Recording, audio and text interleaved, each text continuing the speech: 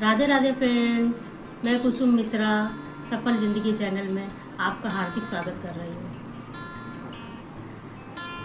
आज साथियों, आज का मेरा विषय है चर्चा का कि हर इंसान आज के समय में परेशान क्यों है, और उसमें ही कुछ लोग ऐसे हैं जो बुरे कर्म करने के बावजूद वो बहुत सुखी हैं, और कुछ अच्छे कर्म कर रहे हैं तो भी बहुत परेशान है। ऐसा क्यों है?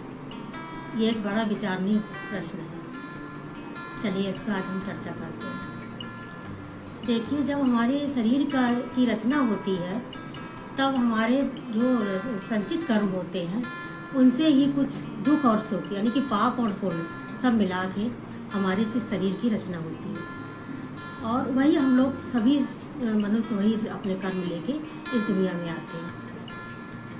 अब ये तो उसके ऊपर डिपेंड करता है, उसके भाग के ऊपर कि कौन से कर्म पहले आ रहे, कौन से खराब आ रहे, अच्छे आ रहे पहले कि खराब आ रहे पहले। अक्सर हम लोग ने ये देखा कि कोई बुरा कर्म भी कर रहा है तो भी बहुत फ़ायदा उठा रहा है, उसकी कभी कभी लॉटरी भी निकल जाती है। अच्छा काम कर रहा है, पूजा पाठ कर रहा है, धर्म कर्म कर रहा है, मंदिर भी जा रहा है, नाम जप भी कर रहा है, सब कुछ कर रहा है तो भी परेशान। ऐसा क्यों? तो इसका तो यही मतलब है ना कि जैसे हमारे कर्म होंगे, जैसा हमारा भाग्य होगा। भाग्य जो है संचित कर्म से ही बनता है। जो संचित कर्म हमारे होते हैं उसी से कुछ निकाल के प्रारब्ध बना दिया जाता है। अब इसको देखते हुए हम यही सी नतीजे में पहुँचे हैं कि हर इंसान को अच्छे कर्म करना चाहिए। अगर वो अच्छे कर्म नहीं करेगा तो उसके जो है कभी भी पाप नष्ट नहीं होंगे और वो बुराई के रास्ते चलता जाएगा।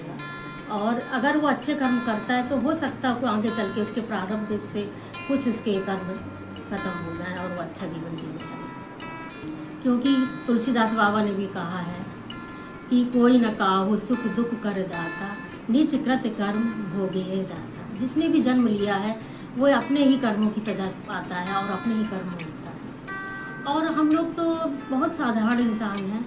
आपने देखा होगा कि भगवान राम के जो पिता दशरथ जी थे, उन्होंने भी इस संसार में आके बहुत दुख देखा, और वो भी अपने पुत्र के वियोग में, क्योंकि उनको एक शाप लगा हुआ था। उनके पूर्व जन्म के कर्म थे कि उन्होंने श्रवण कुमार की माँ बाप का शाप उनको लग गया था, क्योंकि श्रवण कुमार को वो शब्द वेदी बाढ़ से उन्होंने मार दिया था अनजाने में ही मित्रों पाप हुआ था उनसे, तो भी उनको झेलना पड़ा और वो अंत में अपने पुत्र वियोग में ही खत्म हुआ है। ये तो कहानी सभी को मालूम होगी। इसलिए अपने संचित कर्म को तो धीरे धीरे हर इंसान नाश कर सकता है अगर वो मंत्र जाप करे, सत रास्ते पे चले और कहना माने अपने गुरुओं का और धर्म के रास्ते पे चले, तो फिर ज़रूर वो इसमें विजय प्राप्त कर सकता है।